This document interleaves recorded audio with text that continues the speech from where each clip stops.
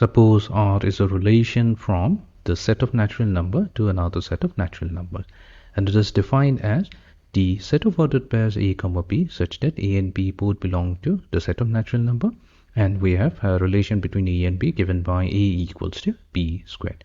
So we have to verify which of the following statements are true.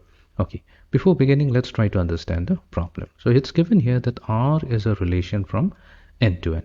What does it mean? It simply means that our relation R is going to be a subset of the Cartesian product of the set of natural number with itself. Fine. Now we will define the relation R. The relation R is defined as the set of the ordered pairs A comma B such that A and B, these two are both natural numbers, and we have A equals to B squared, meaning we can rewrite this entire relation also as R equals to the set of the ordered pair. Now instead of A, we're going to replace with B squared, where B squared comma B such that we have B belonging to the set of natural numbers. So let's try to define the relation R. So what is going to be R? Now R is simply going to be, if we choose the first natural number, since B is a natural number, B equals to 1, we get 1 squared comma 1. Next, if we choose B to be equals to 2, we get 2 squared comma 2. Choosing B to be equals to 3, we get 3 squared comma 3, and this is going to continue because set n, the set of natural number, is an uncountable set. So we have uncountable number of relations possible. Coming to the first part of the problem.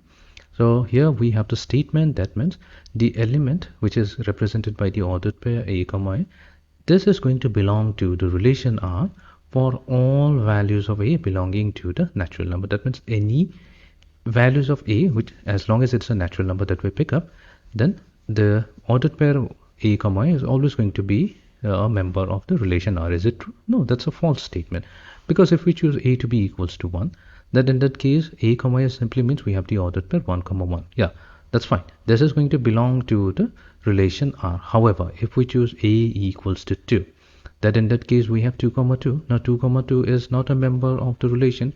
Here the statement says that for any values, for all values of A belonging to the natural number, this must be a true statement, but that is not true.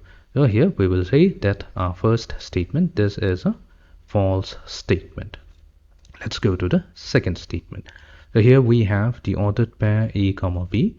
If it is true that A comma B belongs to the relation R, this simply implies that B comma A, its inverse, the B comma A is also going to be a member of R. Okay, is this true? No, that's definitely true. Not true. So here it works for one of the element 1 comma 1. So if we consider 1 comma 1, this belongs to R. This simply means that if we flip the elements, that means take the second element and place it in the position of the first element, and take the first element and place it in the position of the second element, we get 1 comma 1. That this belongs to the relation R. However, if we consider the second ordered pair 2 squared comma 2, which is simply 4 comma 2, so 4 comma 2, this belongs to the relation. However, this does not imply that 2 comma 4 belongs to the relation R. So it does not belong to the relation R. So that means our second statement is also going to be a false statement.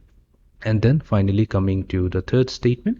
In the third statement, it is given here that let's say we have one ordered pair 1 comma 1 belonging to R. So we are picking up the first ordered pair, and then we are picking up the second ordered pair, which is 2 squared comma 2, that means 4 comma 2. So we have both of these two belonging to the relation R. Now does it mean that if we take the first element from the first ordered pair and the second element from the second ordered pair, so 2 is the second element in the second ordered pair, so 1 comma 2, does it belong to the relation R? Definitely not. It does not belong to the relation R. That simply tells us that the third statement is also going to be a false statement.